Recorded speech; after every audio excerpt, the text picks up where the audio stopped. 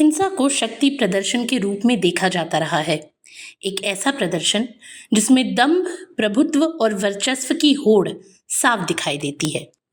अब सत्ता के शीर्ष पर पहुंचने की महत्वाकांक्षा हर राजनीतिक दल और कार्यकर्ता के भीतर कहीं ना कहीं मौजूद रहती है और यही महत्वाकांक्षा चुनावी प्रक्रिया को जन्म देती है। लेकिन जब ये महत्वाकांक्षा अनियंत्रित हो जाती है तो लोकतंत्र का ये उत्सव कई बार हिंसा की चपेट में आ जाता है। पश्चिम बंगाल, जो अपनी सांस्कृतिक समृद्धि और भद्र लोक की छवि के लिए जाना जाता है, चुनावी हिंसा के मामले में एक अलग ही कहानी बयां करता है। एक ऐसी कहानी जहां लोकतंत्र और डर दोनों साथ साथ चलते हैं। अब पश्चिम बंगाल विधानसभा चुनाव के कार्यक्रम का ऐलान 15 मार्च को चुनाव आयोग द्वारा किया गया, जिसके अनुसार राज्य में 23 और 29 अप्रैल को 2 चरणों में मतदान होंगे और मतगणना 4 मई को संपन्न होगी। ऐसे में चुनावी सरगर्मी के बीच एक बार फिर राज्य में सुरक्षा, निष्पक्षता और हिंसा को लेकर बहस तेज हो गई है। दरअसल बंगाल का चुनावी इतिहास ये बताता है कि यहाँ मतदान सिर्फ वोट डालने की प्रक्रिया नहीं रह जाती, बल्कि कई जगहों पर ये ताकत के प्रदर्शन का माध्यम बन जाता है। अगर आंकड़ों पर नजर डालें तो ये स्थिति और भी चिंताजनक प्रतीत होती है। एनसीआरबी की 2018 की रिपोर्ट के अनुसार देश भर में दर्ज 54 राजनीतिक हत्याओं में से 12 मामले अकेले पश्चिम बंगाल से जुड़े थे। इसी के समानांतर केंद्रीय गृह मंत्रालय ने राज्य सरकार को एडवाइजरी जारी की थी, जिसमें राजनीतिक हिंसा में 96 लोगों की मौत का उल्लेख किया गया। हालांकि बाद में एनसीआरबी ने यह भी स्पष्ट किया कि कुछ राज्यों से आंकड़ों का पूरा स्पष्टीकरण नहीं मिलने के कारण इन आंकड़ों को अंतिम नहीं माना जाना चाहिए। फिर भी 1999 से 2016 के बीच हर साल औसतन 20 राजनीतिक हत्याओं का आंकड़ा ये बताने के लिए काफी है कि समस्या कितनी गहरी जड़ें जमा चुकी है।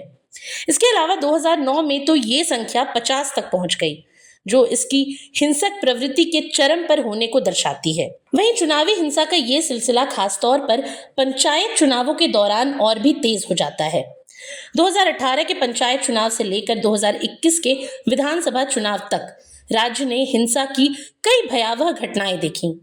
चुनाव के बाद भी हिंसा का दौर जारी रहता है, जिसमें कथित राजनीतिक हत्याएं और प्रतिशोध की घटनाएं अंतर्राष्ट्रीय स्तर तक सुर्खियां बनाती हैं। वर्तमान में जहां ममता बनर्जी की तृणमूल कांग्रेस सत्ता में है और भाजपा मुख्य विपक्ष के रूप में उभरी है, वहीं ये भी सच है कि बंगाल में राजनीतिक हिंसा कोई नई बात नहीं है। 1980 और 1990 के दशक में जब भाजपा और टीएमसी का अस्तित्व भी नहीं था, तब कांग्रेस और वाम मोर्चे के बीच भी हिंसा चरम पर थी। अब अगर इतिहास के पन्नों को पलटे तो 1988 और 89 के दौरान तत्कालीन मुख्यमंत्री ज्योति बसु ने विधानसभा में बताया था कि उस अवधि में 86 राजनीतिक कार्यकर्ताओं की हत्या हुई। इसके विरोध में कांग्रेस ने राष्ट्रपति को ज्ञापन सौंपते हुए राज्य में राष्ट्रपति शासन की मांग की थी। वहीं 2018 के पंचायत चुनावों में 23 राजनीतिक हत्याएं दर्ज की गईं और 2010 से 2019 के बीच 161 हत्याओं के साथ बंगाल इस मामले में देश में शीर्ष पर रहा। हालांकि पश्चिम बंगाल में चुनावी हिंसा की जड़ें केवल आधुनिक राजनीति तक सीमित नहीं है। इसका इतिहास काफी पुराना और जटिल है।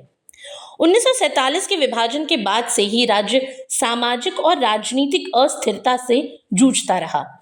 1979 में सुंदरबन क्षेत्र में हुए नरसंहार को आज भी एक काले अध्याय के रूप में याद किया जाता है। वहीं 1960 के दशक में नक्सलबाड़ी आंदोलन ने राजनीतिक हिंसा को एक नया आयाम दिया। किसानों के शोषण के खिलाफ उठी ये आवाज धीरे धीरे सशस्त्र संघर्ष में बदल गई, जिससे न केवल बंगाल बल्कि पूरे देश की राजनीति प्रभावित हुई। 1971 में सिद्धार्थ शंकर रे की सरकार के दौरान भी हिंसा की घटनाओं में तेजी आई, जिसका असर 1977 के चुनावों में भी साफ दिखाई दिया। अब समय के साथ राजनीतिक परिदृश्य बदला, लेकिन हिंसा की प्रवृत्ति कम नहीं हुई। 1998 में ममता बनर्जी द्वारा तृणमूल कांग्रेस के गठन के बाद सत्ता के लिए एक नई प्रतिस्पर्धा शुरू हुई, जिसने कई जगहों पर टकराव को और बढ़ा दिया। खासकर पंचायत स्तर पर होने वाले चुनावों में हिंसा के पीछे केवल राजनीतिक वर्चस्व ही नहीं, बल्कि आर्थिक हित भी जुड़े होते हैं। बालू, पत्थर और कोयले के अवैध खनन जैसे कारोबारों पर नियंत्रण को लेकर स्थानीय स्तर पर संघर्ष तेज हो जाता है, क्योंकि इन संसाधनों का नियंत्रण पंचायतों के माध्यम से ही होता है। ऐसे में विपक्षी दल, खासकर भाजपा, अक्सर ये आरोप लगाते रहे हैं कि पश्चिम बंगाल में नामांकन दाखिल करने जैसी बुनियादी लोकतांत्रिक अधिकार के लिए भी सुरक्षा बलों की आवश्यकता पड़ती है। यही वजह है कि कई बार केंद्रीय सुरक्षा बलों की निगरानी में चुनाव कराने की मांग उठी है और इस मुद्दे को लेकर कलकत्ता हाईकोर्ट का दरवाजा भी खटखटाया गया।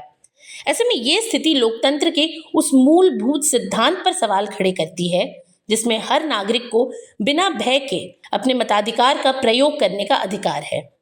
लेकिन अंत में सवाल यही उठता है कि क्या लोकतंत्र का ये पर्व भय और रक्तपात की छाया से मुक्त हो पाएगा?